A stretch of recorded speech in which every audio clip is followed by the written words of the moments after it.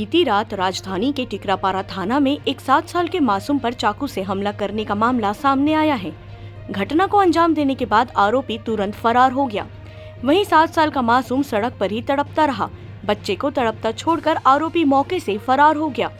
बच्चे की चीख पुकार सुनकर जब लोग वहां पहुंचे, आनन फानन में मासूम को अस्पताल में भर्ती कराया गया।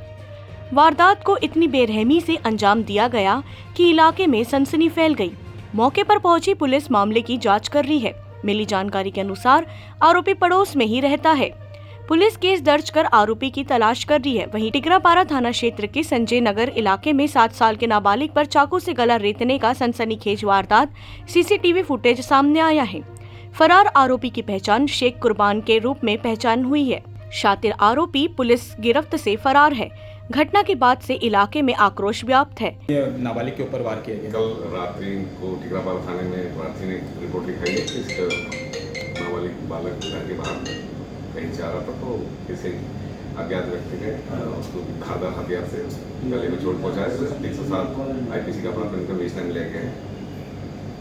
सर, क्या लगता है अपहरण की भी बात सामने आ रही है? अभी कुछ अलग अलग तरह की बातें हो रही है। प्रकरण विवेचनाधीन है। आरोपी ट्रेस आउट हो रहा है। पता चलने की प्रयास कोई था।